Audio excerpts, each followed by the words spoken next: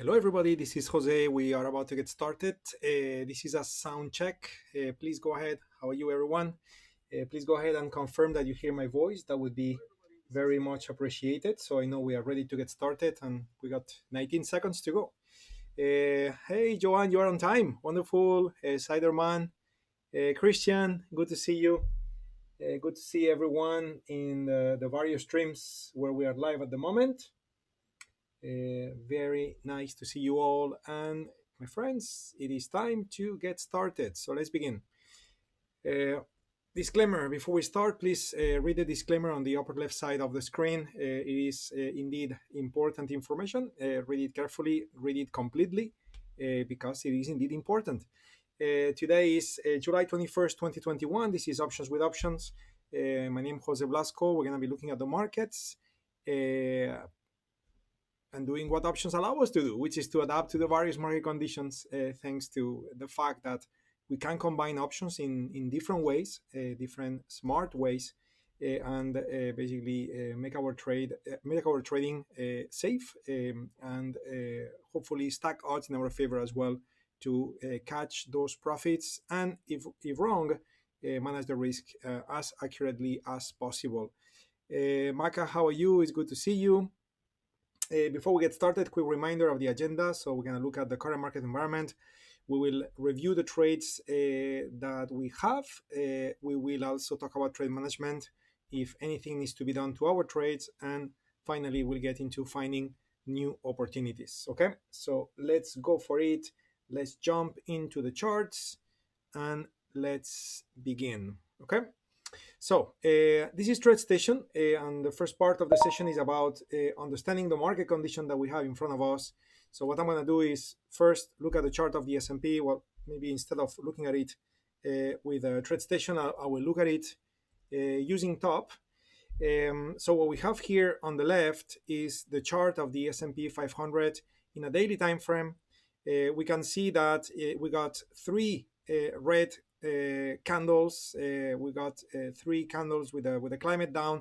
Probability suggested 3 is the number, and from there we may switch back to a blue climate that would last 9 candles. And it seems that the market is indeed pushing very hard to the upside, and this may be, we'll have more confirmation tomorrow, but it may very well be the beginning of a new climate. On the bottom part of the screen, I have a chart that compares the real-time implied volatility for the calls and the puts. And the way I have it set up, if I show you the settings, I have it set up in a way,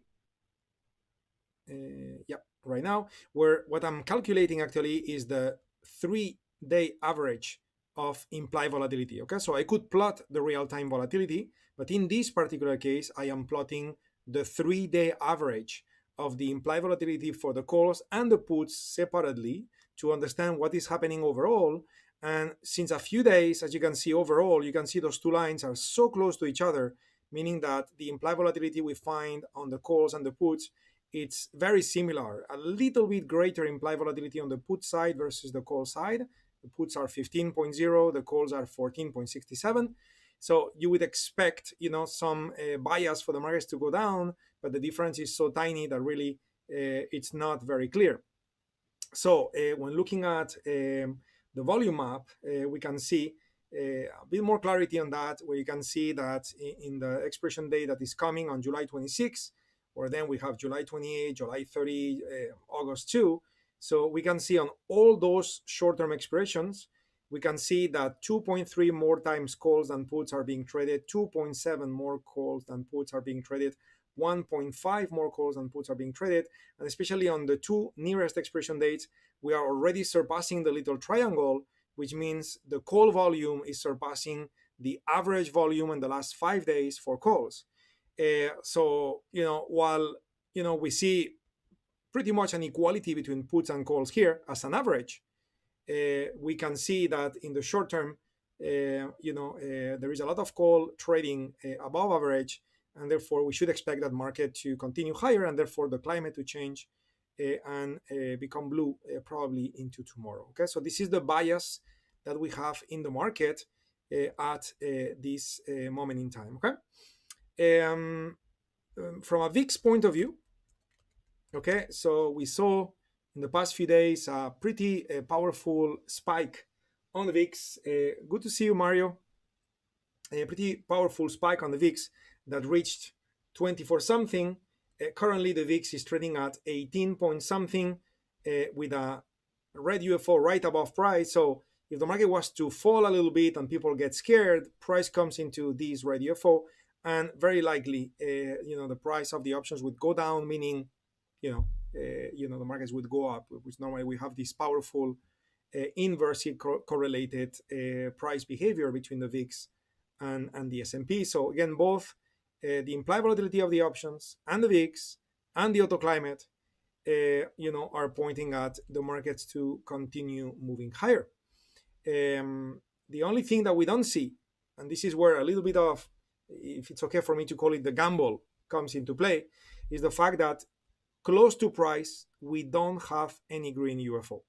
Okay, so in other words, if next thing you know the market starts moving lower, so now it has a lot of room to drop all the way to 421. It's not like we got green UFOs close by. So this is the challenge, okay? And this is where today, I believe, in my mind, it's going to be a pretty important decision day, because in my mind, two things may happen. The market may start falling as a reaction of this red UFO, even though we are reaching the end of the climate based on stats, or what I would say is more likely going to happen, because of what I showed you on the options arena with the options volume map, is that price is going to continue moving higher, and towards the end of the day, we may see a green UFO with price trading higher. And now tomorrow you have a change of climate and you have UFOs, and this would probably be the recipe that we need for the market to start making all times high and continue the overall uptrend and get back into a blue climate for 9 days, if statistics become a future reality, okay, which is supposed to happen. Anyway, so this is what we have when it comes to the current market environment. What else? Trades that we have currently, or trades that we don't have anymore, because some of those trades concluded last Friday. So we'll start with MPC. Okay, MPC was a trade that was challenging.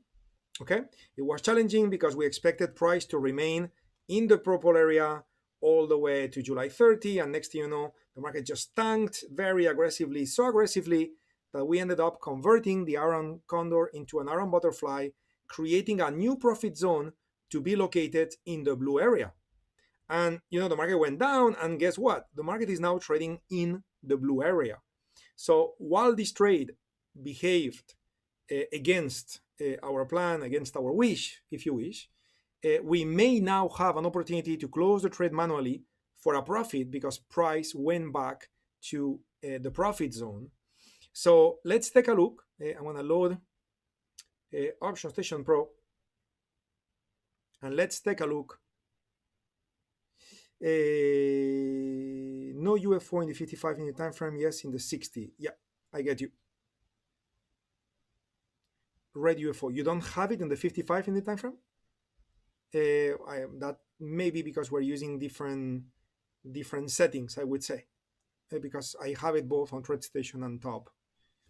So going back to, is it MPC, right? The trade that we are looking at is MPC, correct? Yes, MPC.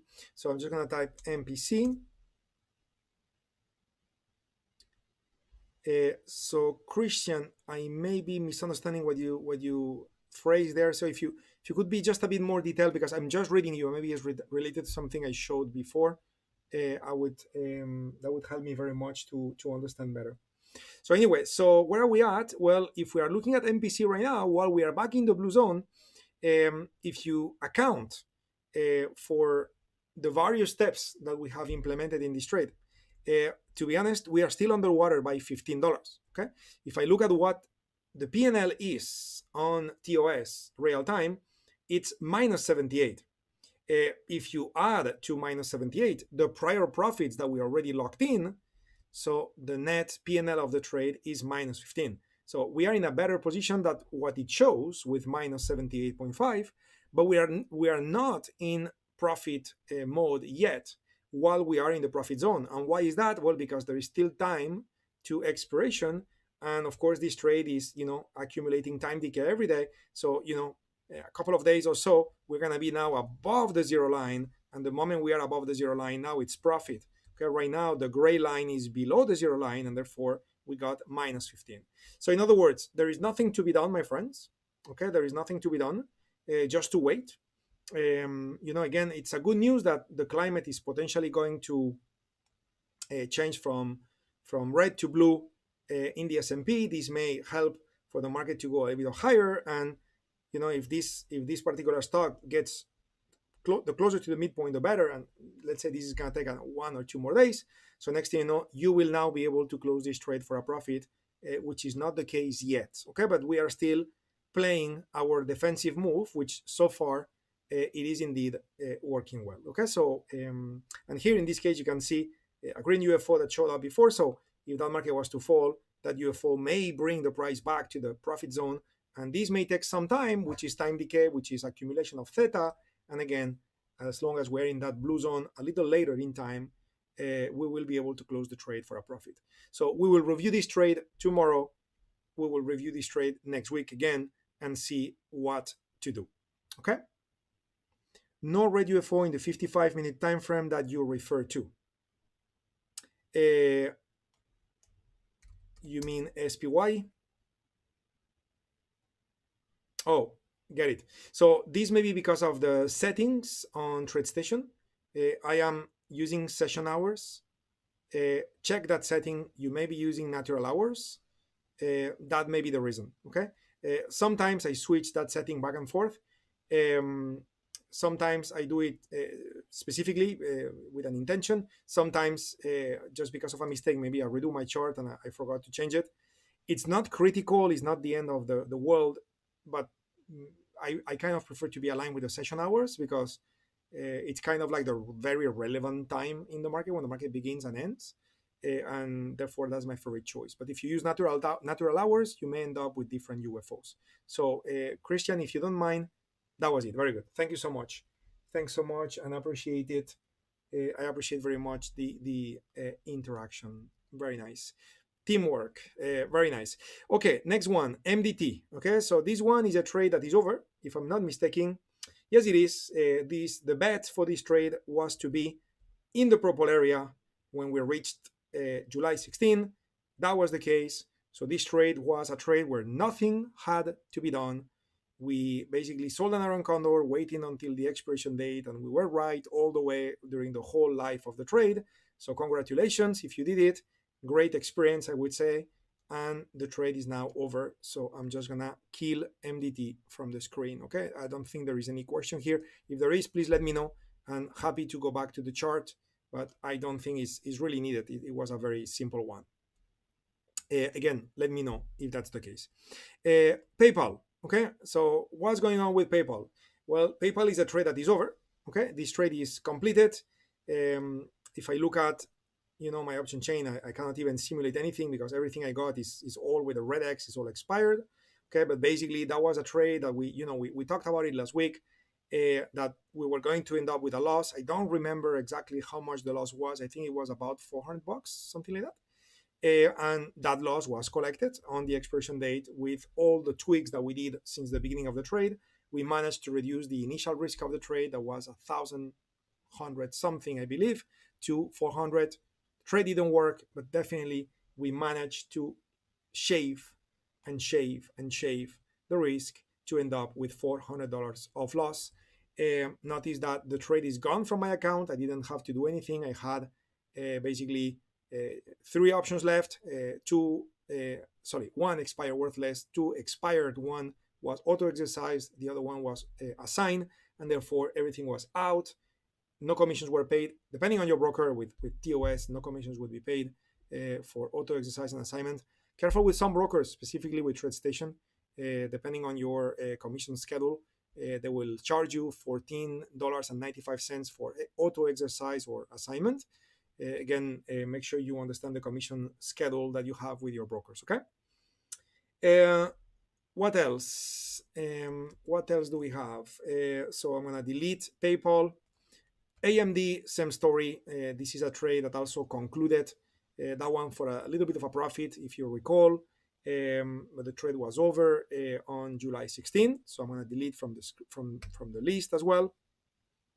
The last one that is gone as well is Lily. This one was concluded for a profit, a nice one, but also a tricky situation. Okay, and Maka, you emailed me about this trade, and I use the term, you got a little greedy there, right? And it was just a little bit of a little bit of sense of humor.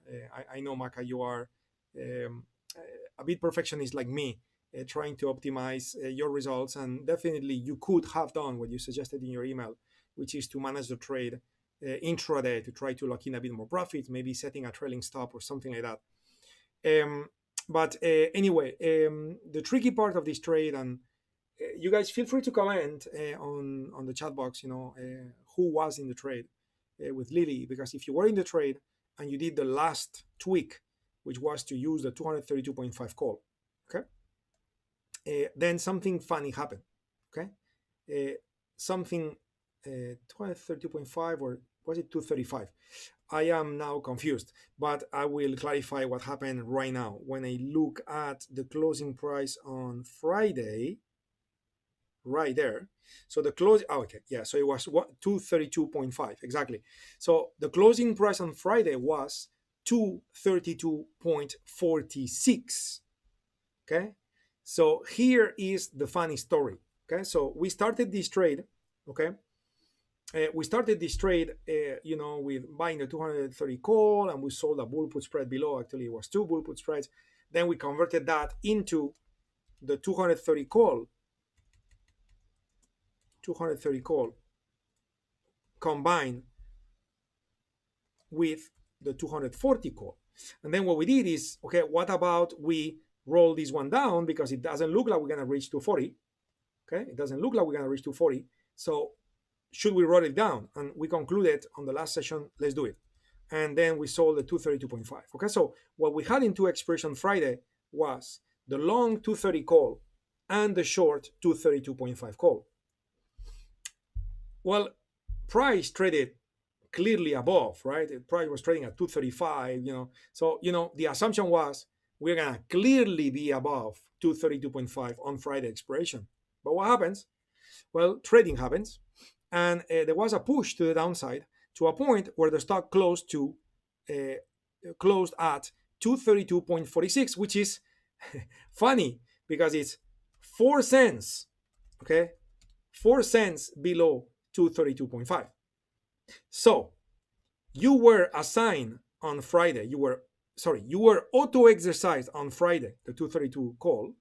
So you find yourself long 100 shares at 230, but you were not assigned 232.5 call. So you never got to sell your 100 shares at 232.5 because of 4 cents, right? Because of 4 cents.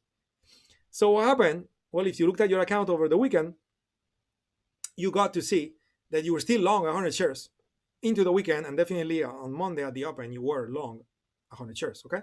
So then the right action to be taken is either to manage your trade on Monday and trail stop, try to maximize your profit, or do what I did, which is on Monday, I just closed right at the open. Okay, so on Monday, I closed at the opening price, which was 231.88, which gave me less profit than what I could, okay?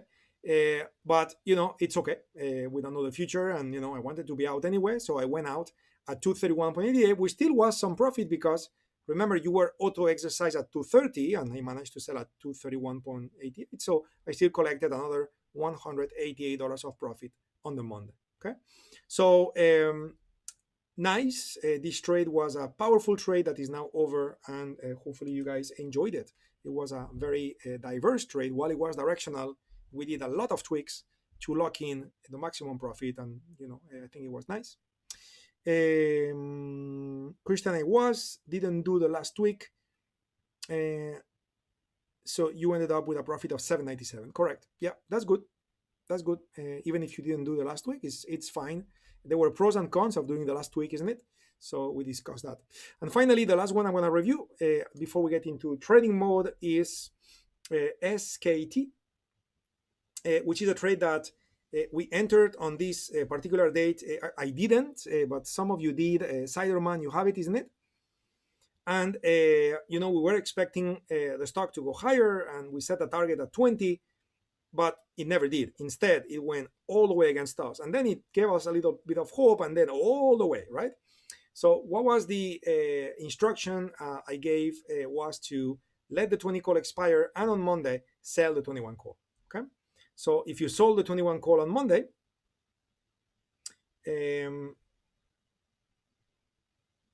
so if you sold the 21 call on Monday, and I believe, maybe just to get as realistic as possible, Siderman, did you sell the 21 call on Monday? And if you did, please, would you mind to report on the chat box how much you get paid for it? Because if you did, basically, by doing that, I'm going to make this to be 0. So by doing that, by still owning the 20 call that expires on August 20, but then sell the 21 call that expires on August 21, so you technically converted your calendar spread into a vertical spread. Okay, so if you tell me how much you got paid for the 21 call, I will just type it in here. Okay, because the current price is 18, but you may have got a different value. So please let me know when you can. So that way you got 10. Okay, very good. So yeah, it was a bit unlucky in the sense that the price of the stock fell dramatically, right? But it's okay. It's still okay. You still shave your risk by 10 cents. And now the risk profile is, if it keeps going lower, you're going to lose 57, meaning that the risk of the trade was 67. Thanks to collecting 10, you'll reduce the risk by 10. So the worst case will be to lose 57. Now, if the stock end up moving your way, you're going to make 43. Okay, so if on expiration you are above 21, you will make $43, which is something relatively likely going to happen, especially if the market is going to start making all-time high. So that stock should, like most stocks, follow the market. And from now until August 20, we still got a month to go. And you may find yourself in a profitable position while the initial life of the trade was completely against us. So we are giving the trade a second chance, just like when we converted the iron condor with MPC into an iron butterfly. We are giving the trade a second chance, is what I call damage control mode, and that is what we are doing. Okay.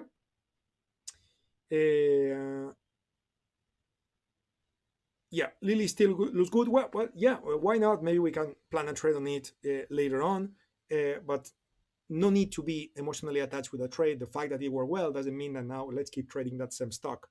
There are many stocks in the market, and we have a better odd if we just filter out those stocks based on other criteria instead of just keep trading the stocks that we traded before. Okay, which I'm not saying is wrong, but at the same time, again, the beauty of the US market is that you have many stocks to choose from. Okay, so why not?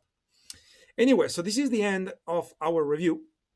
Okay, and what I'm going to do now is basically start looking at new trades. Okay, but I'm going to start utilizing little by little more and more advanced tools for our planning, and therefore I'm going to go back to top and I'm going to bring in the matrix, which is the tool that we use for scanning purposes. Let me bring it here, and we are going to be doing some scanning here. I'm going to make this large so you guys understand well what is it that we're going to do. So the first thing I want to do is I want to be directional. Okay, we're going to be looking at directional trades now, especially, again, we may have a change of climate on the market going from red to blue. So if that's the case, we may start making all-time high. So ideally, I can find new opportunities to get in now. So as that breakout of the all-time high happen, if it was to happen, if it's going to happen, so then we're gonna benefit from it greatly, like we did with Lily, right? If you go back in time and you look at the things I was saying the day we planned the trade on Lily, I probably but it would be great if we do trades that learn how it's done. I mean, well, you just read my mind, Maka. I'm just reading your comment, and it's basically what I just said I'm gonna do, right? So let's go ahead and do this. I'll take a sip of water if you don't mind.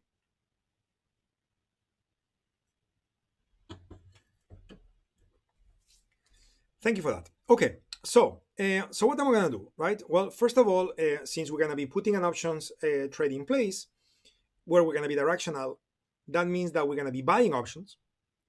And if I'm going to be buying options, I want to make sure they are very, very cheap. But also I want to make sure I have a directional bias on the options. Okay, so I'm taking our options analysis to the next level. Okay, what I'm trying to say is that with TradeStation, which it's not wrong. Okay, we did it and it works well. Okay, so don't get me wrong, please. So here we were looking at the implied volatility of the options as a percentile to be the bottom 50, right? So that brought options opportunities which are cheap options. Okay, so that's not a bad way to do it, but with top, I can take it to the next level because let me bring top again. Remember, I can differentiate not only the real-time values, but on top of that, I can differentiate the real-time values of the implied volatility for the calls and the puts. So if I want to look for opportunities where stocks are going to break up, I want to see buying of calls behind the scenes that people don't realize it yet, meaning the options are still cheap, but there is more buying of the calls than the buying of the puts. So, because again, if those people then get auto exercise, that's going to be shares of stock that become long shares, which is equivalent to buying. Again, I want that bias to happen behind the scenes. So how can I do that and still have options that are cheap? Well, I'm going to get into advanced option scans, and I'm going to be looking for top positive CIV spread. So CIV stands for continuous implied volatility. Top is not available yet, Christian.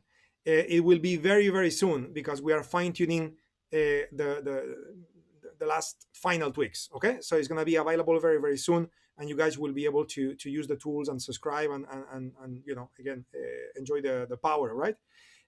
But it's not available yet. At the same time, I think that what I'm doing now is still helpful in the sense that not only I'm explaining, the functionality and how you can use it, the moment is available, which is maybe 1 week to 2 weeks from now. Okay, it's around the corner. But on top of that, that's funny I said top. On top of that, this has plenty of educational value. What I'm about to explain now, because it's kind of something, beyond the standard type of analysis of options premiums and options trading. Okay, so listen carefully. This is important stuff, and hopefully in 1 week, 1 week and a half, something like that, I can bring in the good news for you all guys that this is available for you as well, and you guys can go ahead and if you want to, you don't need to, you can then subscribe to it, because I will continue using all the other platforms, TradeStation, Thinkorswim, etc. I will continue utilizing it. Okay, so don't get me wrong with this. Okay, so top positive CIV spread means we're going to look at the continuous implied volatility. Okay, so it's implied volatility, but we call it continuous. Why? Because it's real time. Okay, but on top of that, we are talking about the concept of the spread in the implied volatility. So what does that mean? That's a new concept. The spread on the implied volatility means the difference between the implied volatility and the implied volatility, the difference between the implied volatility of the calls and the implied volatility of the puts. That's what it means. So if we have a positive difference between the implied volatility of calls and puts, it means that call prices are becoming more expensive than put prices. What's the only reason for this to happen? Well, there is either more buying of the calls or there is either more selling of the puts. And in both cases, buying of the calls or selling of the puts provide positive delta, and therefore it's a bullish thing to be done. Only people that are bullish, that are betting on a move to the upside, and of course, the options markets are heavily traded by professionals. So only when the professionals are more biased towards either buying calls or selling puts, that's when you would have a positive CIV spread. So that is a hint where the markets are going to continue moving higher or are about to start moving higher. Okay. Again, nothing is guaranteed, but indeed, it's a good insight for something likely to happen. So I want that. But at the same time, while I want the calls to be pricier than the puts, I want everything to still be cheap, because I'm going to buy it. And by the way, I'm going to do a spread. meaning if I buy a call, I'm going to buy a call and sell a call. So even if they are not super, super, super cheap, the cheapest in the world, it's still okay because I'm going to buy a call and sell a call against.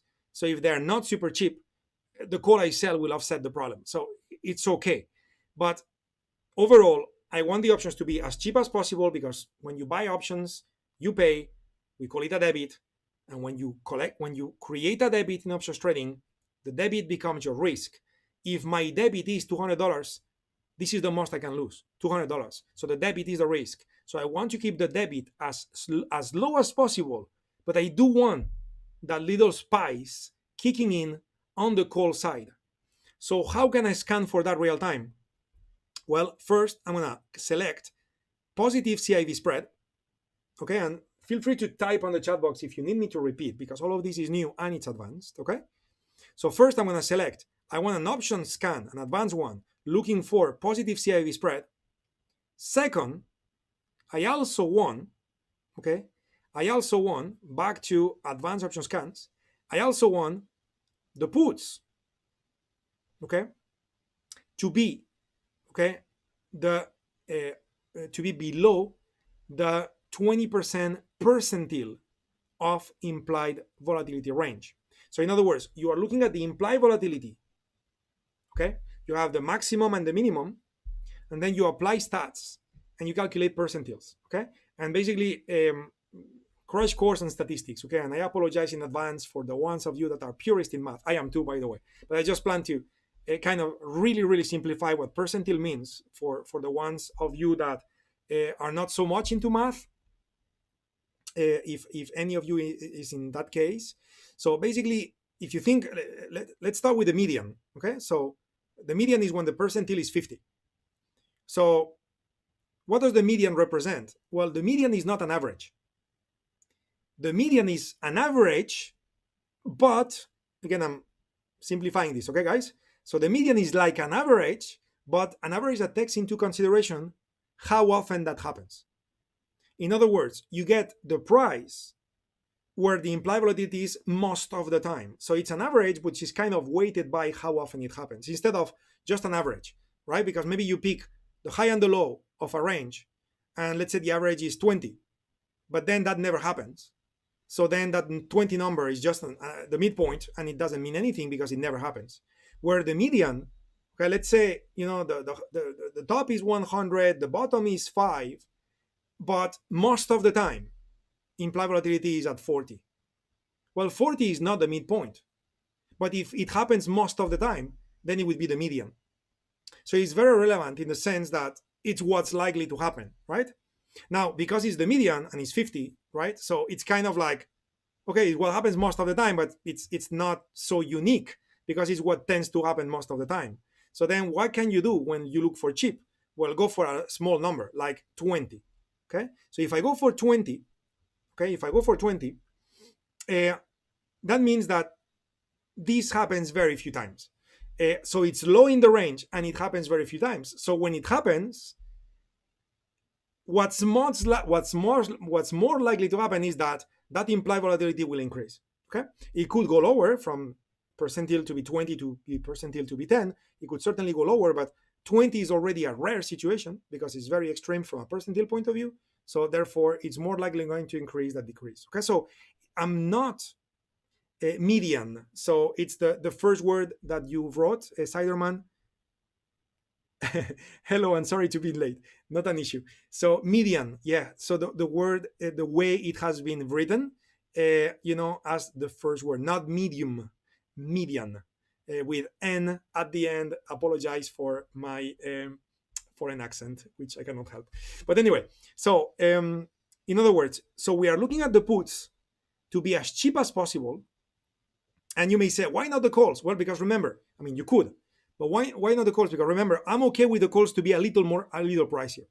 So I don't want to be that stingy, if you wish. I want to be very cost sensitive, but I don't want to be that cheap because I may not find enough opportunities. So I want the calls to be a little above the puts, right? Because it gives me that directional bias from looking at what's happening behind the scenes. But I want everything to be kept quite low. So then I'm going to look at the put side and select for the puts to be below the 20 percentile. Okay, so hopefully you guys are with me on that. And if I select those two scans on the top, okay, and you may want to take a screenshot. So if I select those two scans on the top, now I am looking at options that are, very interesting. Okay, stocks with options that are very interesting because you got those two very good advantages built in. Options are very cheap, and you have that directional built in the options prices themselves. Okay, then I'm going to look for stocks of at least $34. Okay, and again, this is just because the cheaper the stock, it makes less sense to use options. So I'm going to use 34. I like fibs, so 34 is my number. It could be 30, it could be 20, it could be 50, it could be 100, depending on your account size. I think it's a fair number to pick. And then I'm going to try to add more criteria in the filtering. So when looking at stock filters, I want the stocks, okay, to belong to groups. Okay, so I'm going to select the group filter. Okay, and groups means this. Okay, so these are the groups in the markets. Okay, so we have basic materials, consumer goods, consumer services, financial, healthcare, industrials, oil and gas, technology, telecommunications, and utilities. And inside every one of those groups, we have particular industries, and inside of particular industries, for example, gold and silver, you have specific stocks. Okay, so what am I doing? I want my filter to look at those groups, and I want the long-term trend of those groups to be up, as well as the midterm of those groups to also be up, as well as the trend of those particular stocks in the midterm to also be up. Okay. Now, can you also say, I also want the long term to be up? I also want the rotation to be up. I also want the group's rotation to be up. Well, yes, if you select everything ticked, then if you're lucky, you get one stock. So I don't want to be that perfectionist. Okay. And I'm already being a perfectionist by ticking 3 boxes. I may need to tune it down, but certainly I would like to start my filtering like that. Okay. So let's see what happens if I scan. With all of this, I get only one. Okay, so it's not good enough. So then I guess I'm gonna leave the trend of the stock alone and see what happens. Okay, and really what's really happening is that because the market has been falling hard in the past few days, probably the midterm of some of the groups is being hurt. So what happens if I uncheck midterm? It's about the same. So okay, so I'm gonna be working on that list. Okay, that's what it is. Of course, the climate on the S&P is still red. Okay, tomorrow will probably be blue. So if we do the same tomorrow, I would say probably we're gonna get more stocks that show up. But so far we're gonna go with simply ticking one box, which is at least we want stocks that show the long term of their groups and industries to be up. What else am I gonna do? I'm gonna be looking. Let me see. Oh, I got that also checked. That's the reason. Let me see. I want to uncheck everything. Let me uncheck this too. Oh yes, I had other options checked. So let me do this.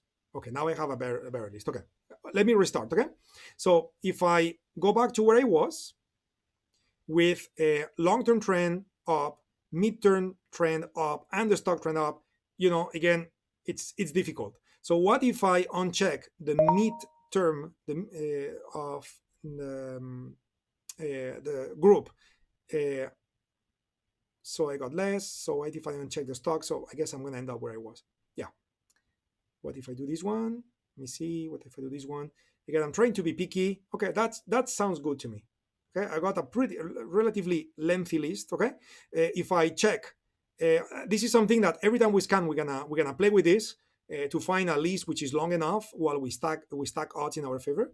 In a perfect world, you will have everything checked. But again, if you check everything, you will have extremely few opportunities. Okay, so we are now looking at stocks that belong to sectors and industries where the mid-term trend and the long-term trend of such groups is up.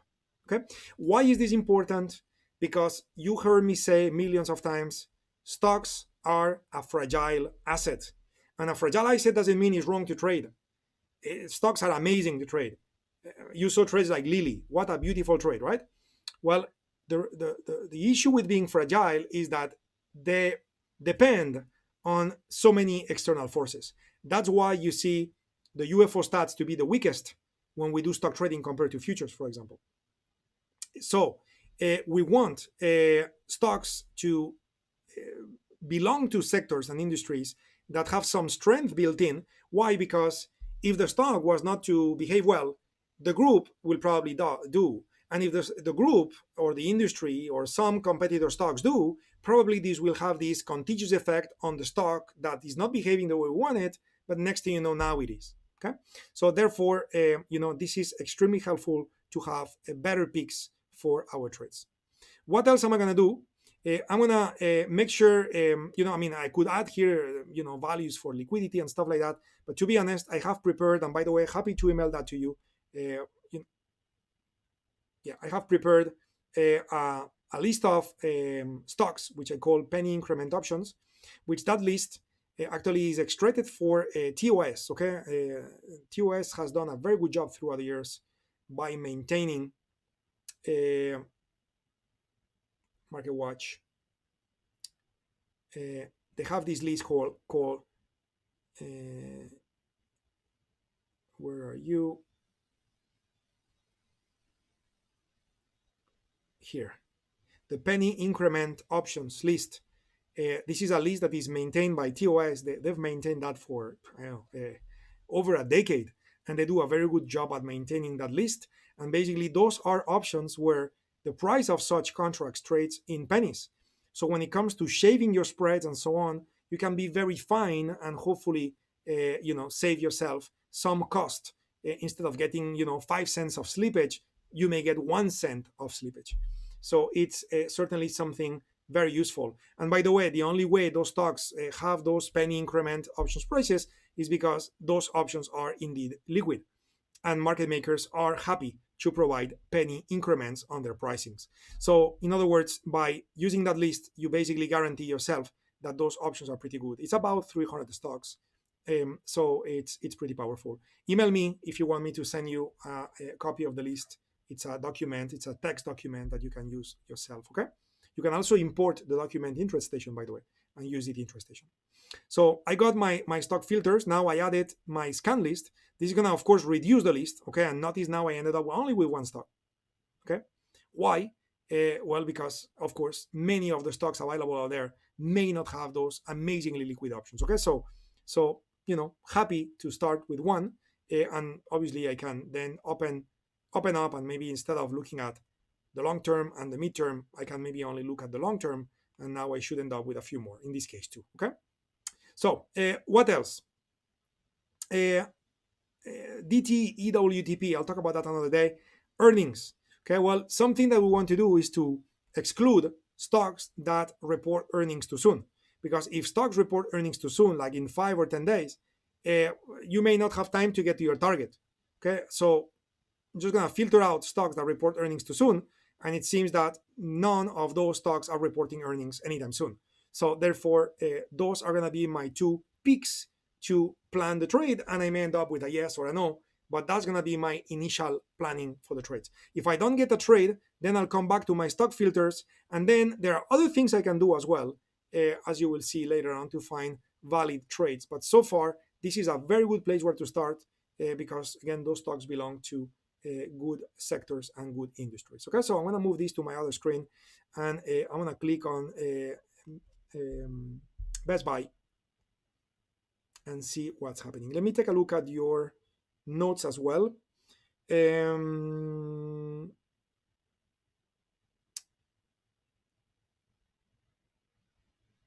Okay. Yes, you guys are talking about the mouse and things like that. Okay, thanks for helping each other.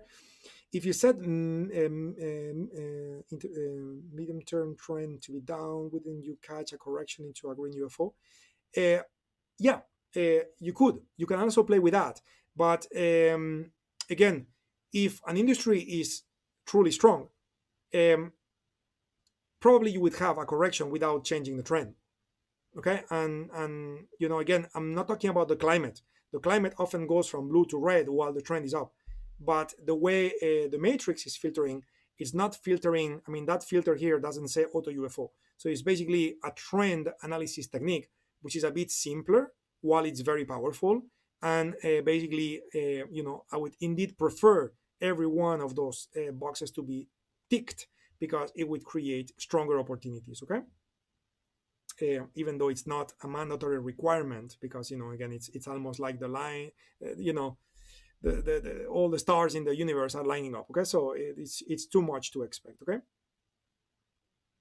yeah, and the trend is defined on multiple additional criteria, which should be object of another conversation, Maka, so I can continue with planning on the trade. Okay, I had to give you some explanation, but I also should continue with planning the trade. Okay, so BBBY, you can see here statistics 46%, so no good on regular time hours. So if I look at pre-market, it's 36%, so no good. Okay, so BBBY, it's a bit disappointing for us to plan a trade. So what about Baidu? Baidu provides 42%. If we were to look at this one, and if we were to look at the 55-minute time frame using regular time data, it's 52%, which that is okay. Okay, that is okay. Now, what's the issue with Baidu? Well, the issue with Baidu is the climate is still red. Okay, so we don't have permission to go. Okay, we don't have permission to go unless we start looking at Baidu from a different angle, which is a little bit of a longer term time frame, like we did with Lily, by the way, where we started planning and looking at the climate on the weekly time frame. So I'm curious to see with Baidu what happens if I look at the weekly time frame, and the weekly time frame is also red. Okay, so yeah, so in this sense, we are not going to touch Baidu because we need a bit more evidence. Notice how implied volatility of the calls is greater than the puts. If we look at the options map, let's see what's happening on the options map. Sorry, here. So with the options map, actually, we still have contradiction, more puts on the front week, more calls on the next week, not above average. So again, it's not safe for us to be too directional yet with Baidu to the upside. Okay, we are lacking evidence, and therefore I'm gonna have to come back to this trade maybe tomorrow. Maybe we have a big move up later in the day, and everything changes tomorrow, but not today. Okay. So then, if we didn't get a trade by doing what we have done, what else can we do? Well, we can try to be a bit more aggressive with the trend. Fair enough, the S&P has been falling hard. Again, if you go back to looking at the groups, okay, and not only I look at the midterm, but also I look at the long term, well, there are multiple groups that are blue, okay, but if you look at what's happening, only this guy, technology, is kind of moving higher. Only this guy, healthcare, is kind of moving higher, and this one with consumer services. This one is not even blue. This one is red. That one is very shy. That one is moving down and now is not even blue anymore. That one is not even blue anymore. That one is blue but is moving down, and those two are red. So in other words, there are many groups that are somehow being hurt by the recent moves in the market going down. So maybe if instead of focusing on the long term, we focus on the short term, we may find still technology, healthcare, consumer services, consumer goods as well. We may have a little bit more choice, and maybe we end up with a few more symbols. Nothing wrong with that, as long as the climate later confirms it. Okay, so I'm gonna switch my checks from mid to long, and unfortunately we only get one symbol. So tough one to bet on the break of the all-time high and get trading this way. Okay, so the last choice would be to be very much aggressive and either look at the long term or the midterm on the stock itself. In this case, I'm going to look at both midterm and long term, and we may get a few symbols none. What if I look at the long term only? We got 3. Okay, so that's a little bit more aggressive as a bet because you are not relying on the industry, you are only relying on the stock itself. But you also know that long term that stock has a trending component, and we may find what Joe was suggesting, which was a correction right? But you could rely on a long-term trend on the stock itself, apart from the climate potentially being blue. So again, it's my least favorite choice, but again, remember, it's not about forcing trades, but there are times where you may have a situation where you have a multiple short position in the portfolio and you need to enter along to balance out too much negative delta with some positive delta. Remember, we need to manage our portfolios. So when that's the case, you need to find, out of the possible opportunities in the market, you need to find ideally which one is a very good one. If you don't find a very good one, ideally which one is a fair one. If you don't find a fair one, ideally which one is the less good one. Sorry, the less bad one, meaning something that is close to good. So at least you can enter this trade as a hedge for the short trades that you have in the portfolio. So if the market goes up, against your shorts, that less bad trade, which is close to good, is likely going to perform pretty nice. Okay. So again, if you had nothing in the portfolio, I would not take the trade, because you are not relying with the group. You're not relying on the group. But if you already had shorts on the portfolio and you want to enter some protection in the form of a hedge, then that would be the way to do it. And therefore, I'm going to assess ANF and see what we've got. And ANF is still a red climate. I'm going to assess Autodesk.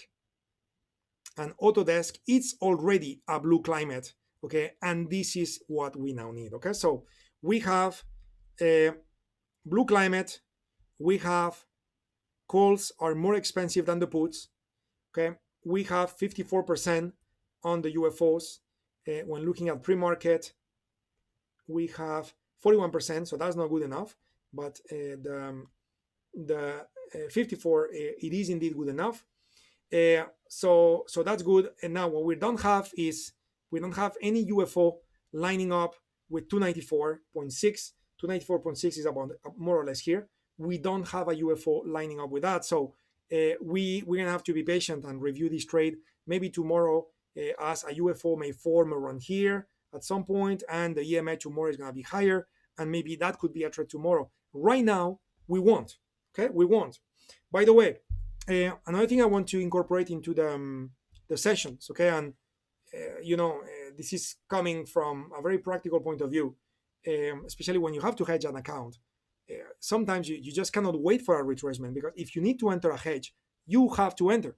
Because if this goes against you, if this, let me rephrase that. If you need a retracement for you to enter, assuming there is a UFO there, and now you ride the move, okay? But let's say that retracement never happened, so then you cannot hedge your account, okay? And again, imagine you have 3 shorts in your account and you need to enter some long deltas. So you have to enter. So in other words, I'm going to be also discussing in future sessions various techniques on how to enter without waiting for a retracement in a way that makes sense. Okay, so we'll talk about that in future sessions as well. But for example, in cases like that, we may have an opportunity to enter now. Okay, so we'll discuss that in future sessions. Okay, so we don't have to wait, and therefore we can become a bit more active, and there is less waiting time. Okay, but with Autodesk, we'll come back to this probably tomorrow. And Philip Morris, which is the last one, that one is still a red climate. Okay, and therefore, I will not get into it either. Okay, so far, it's been deceiving in the sense that we got no. My friends, it's not a surprise. The S&P, if I go back to the S&P and I look at the daily time frame, is still showing red on the climate. So really, we should not be entering longs yet.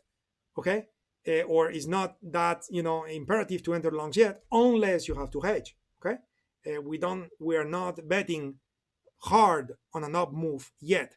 I'm just trying to find an opportunity to enter, like the one we did with Lily. So if the breakout of the all-time high happened, so we can benefit from that. But probably tomorrow is a better day to do that today, because tomorrow the S&P may have a climate which is blue, meaning that many more stocks are also now in an uptrend with blue climates, and we have more to choose from. Okay, so that is also something that you need to know. Now, what else can I do? Okay, when looking for opportunities, okay, if I don't get the ones from the group, okay, which is my favorite way to do it. Why is it my favorite way? One more time, because stocks are fragile. And if basically you are now relying on the group as well when you do those trades. So if the stock doesn't behave the way you expected, the group may help the stock to behave, right? So that's why this stock filter section with my stock and group rotation and strength is really my favorite section for me to add my filtering criteria and so on. Okay, but anyway, we didn't get the trade. So what can you do if you need a trade because you need to hedge your portfolio? What can you do? Well, you still need to continue working, looking and trying to find opportunities that provide you an edge. Okay, so what else can you do? Well, I'm going to move now into this tab, which I was not planning to discuss today, but let's go for it. So this tab is looking at multiple things. Okay, this tab is looking at multiple things, but one of the things that this tab is looking for is Elliott wave turning points. So what are Elliott wave turning points? Okay, well, I mean, to be honest, you could just Google it. Okay, there are millions of videos on YouTube where you can understand a bit better Elliott wave, but basically, and I'm just gonna look at a daily time frame. Okay, if you look at Elliott wave, and Elliott wave is in top. Okay, it's automated in top. You don't need to learn Elliott wave. You just need to know what it is. So you can activate your Elliott wave. So what this basically means, okay, here we go. Basically means that now you're activating your Elliott wave turning points, which is a tool that is gonna show you key turning points on a market based on Elliott wave theory, which has a lot to do with counting waves, movements to the upside, impulses, corrections, how many times it happened, what was the duration and the length and the distance every one of those waves traveled, and therefore what is likely going to happen next when it comes to another wave to happen, if it's going to happen. And again, Elliott wave theory is relatively complex, and it shows you different possibilities when it comes to the type of turning points you could select. Turning points which are short term, which basically create a bounce and last for a bit. Medium term, which create a bounce that lasts a bit longer. Dynamic, which is basically very tiny bounces.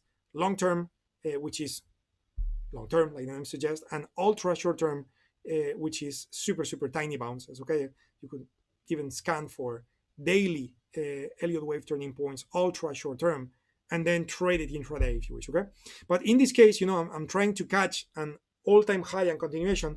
So what I'm going to do is I'm just going to scan for, the blue and the yellow, the display short term and the display medium. Okay, and if I click OK, so basically notice that every time I had a significant turning point, I got one of those.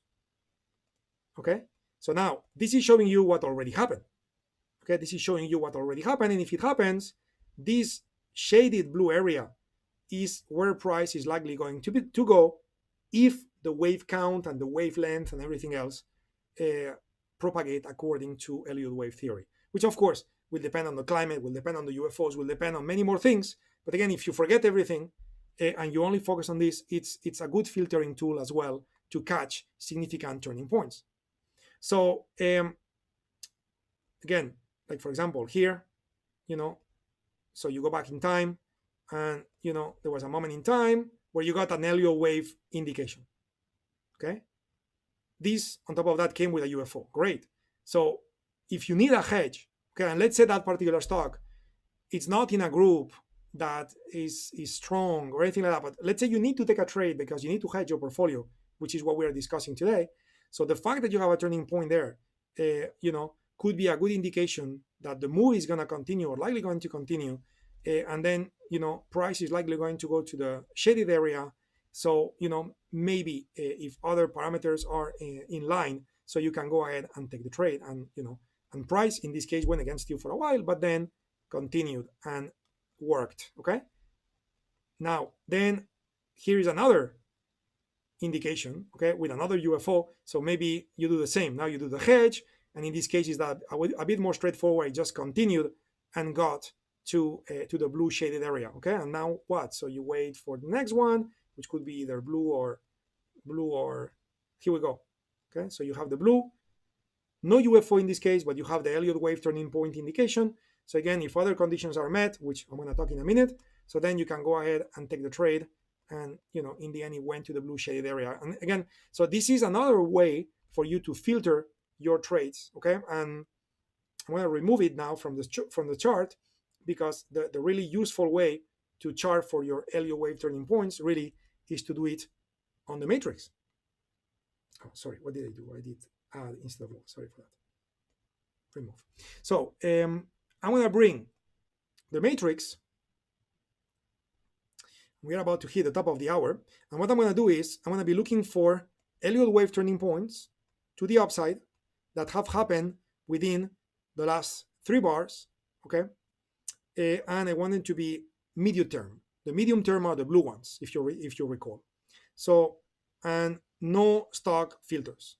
Okay. So no stock filters, only Elliott wave, apart from the call put bias that we discussed before, and the fact that we are below the 20 percentile on the options prices. So if I scan for that, I got nothing. Okay. So what if I scan for the short term, which was the yellow? I got nothing. Okay. So no luck today. The market hasn't created a bounce which is strong enough. What about in the last 5 days? No.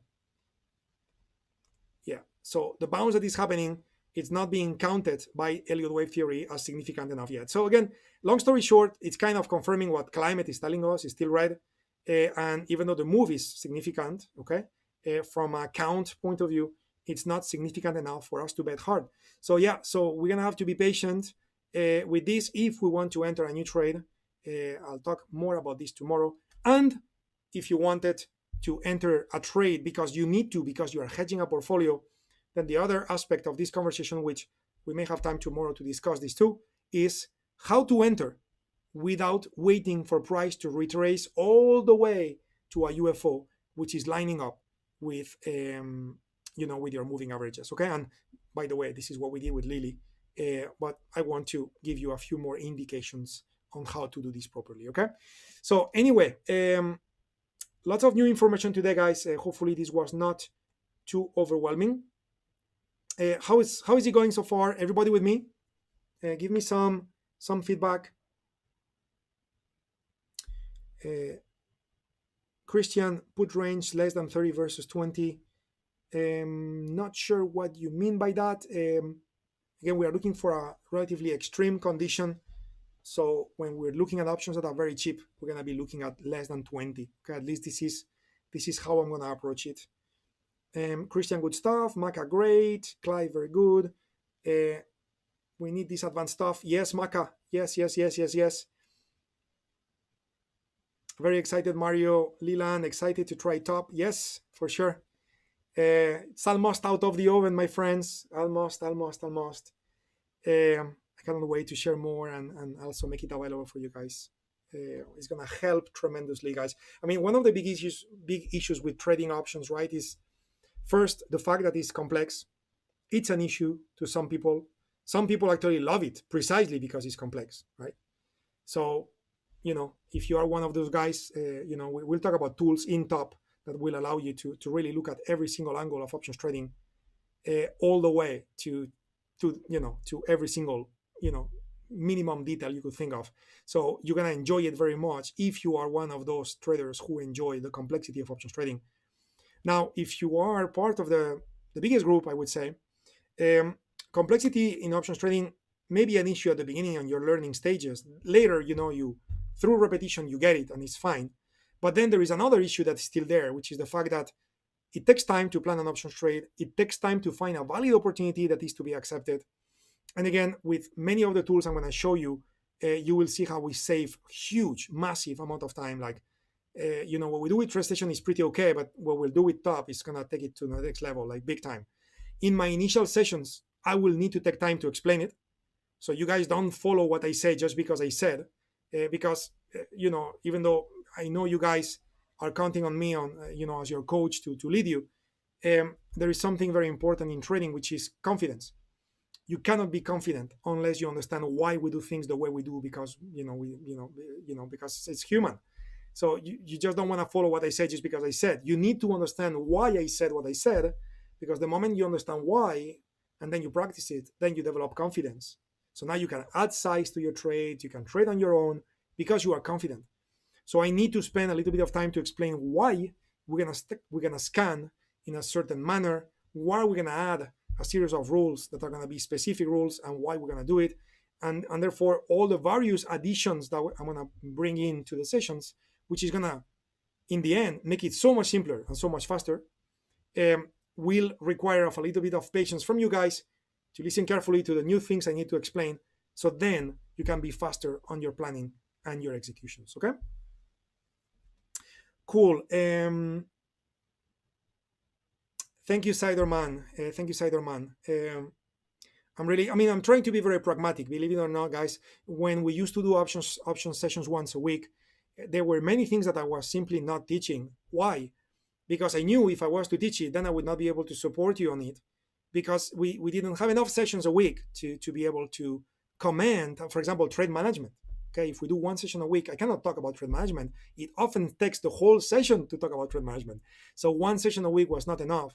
And therefore, I was planning trades very simplistically. Like, you plan the trade and you close your eyes all the way to expiration. You guys remember that, right? So later we started doing 2 sessions a week, and that opened the door to do much more complex things. Now, what's the issue with that? Now it requires a lot of time with explanations and things. So what's the good news? Well, the good news is that with technology and tools, now we're gonna save on that time, and therefore I'm gonna be able to take it to the next level now without having to use more time. And on top of that, put at your disposal tools that will help you to trade more and better. So that's where I'm going, guys. Okay, so I'm trying to be pragmatic, but at the same time, we also need to give ourselves the opportunity to go over all those contents, which at some point will be kind of like recorded in some sort of video format for you guys to have it in some sort of a library, especially for the new members joining the community to go there and watch and pick up speed and catch up what we do easily. But for us, being part of the first batch, if you wish, of as top is added to our community, and we're going to start doing new stuff. So for us, I'm just going to be working with you guys, and one step at a time. Sometimes I may even propose to do a session over the weekend or something like that, just to be able to discuss everything properly, so you guys are up to speed easily. Okay, so I'll keep you updated on all of these, guys. That's why we have you. Thank you, Christian. My head would explode. Yes and no. Yes and no, Joanne. Yes and no. Let's put it this way: if your head hasn't exploded yet, it will not explode. Okay, because I will explain very advanced things, but it will be simpler than what you think, thanks to the fact that everything we're gonna do is gonna be so visual. For example, if I show you this, a projection tool, okay, right? So let's say you did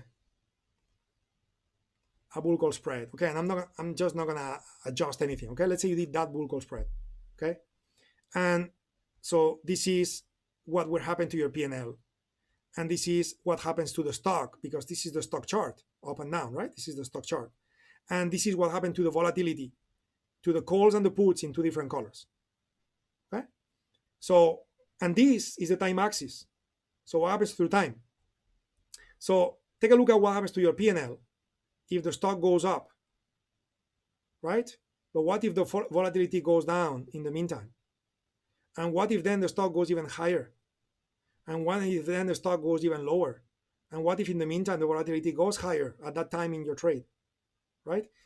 Again, all of this is reflecting the various changes, okay, on your net P&L, or what happened to your delta, or what happened to your gamma, or what happened. You get it, right? So I'm not going to spend more time today, but in the end, lots of complex things will end up being this. That's what happens to you in your account in the end. Okay, so that's gonna get you not only an understanding of what you got in your hands when you trade a strategy. On top of that, it's gonna help you to really fine-tune those strategies in ways that are we're gonna end up taking our trading to the next level with selecting strikes that are higher probability, doing some tweaks that are going to be so much more powerful than what we have done so far, because it would take too much manual adjustment. Okay, and now we're going to be able to do it much more easily. Okay. Anyway, my friends, I could talk about this forever. You know me, but I need to respect everyone's time. So everyone, I will see you tomorrow, same place, same time. We'll keep talking about directional trading tomorrow, because again, the S&P may start making all-time highs soon. Again, especially if we have a change of climate, which is looking like.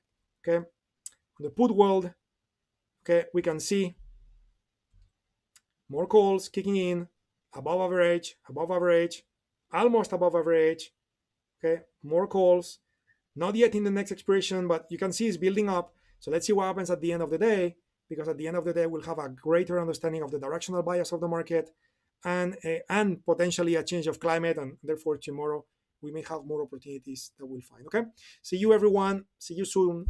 Take care, my friends. Yeah, Siderman will try to manage that. Certainly we will find something fair. And also, by the way, we'll have two versions of top. One version as the one I'm using now, which is connected to TradeStation. Okay, so you could actually, get, that, for example, here, that order ticket I had here. Okay, that call spread or whatever, you will be able to populate a trade ticket and basically trade that straight in TradeStation. Okay, that's it. That's your order. So you have top connected to TradeStation, and it allows you to trade, but we will also have a version of top which does not depend on any broker. It's a standalone version, just like TradingView, if you wish, that runs independent of brokers. So for the ones of you using TOS, for the ones of you using interactive brokers, using First Trade, Webull, whatever options broker out there, so you'll be able to also use it. Okay, so you won't be restricted. And then we'll connect top to many other platforms, to many other brokers as well as time goes by. Okay, including, I didn't reply to you, Maka, but I saw your message, including options on futures as well. Not on the launch, but hopefully soon after. Okay. Anyway, everyone, you guys take care. See you very soon. See you tomorrow. Bye bye, everyone. Take care.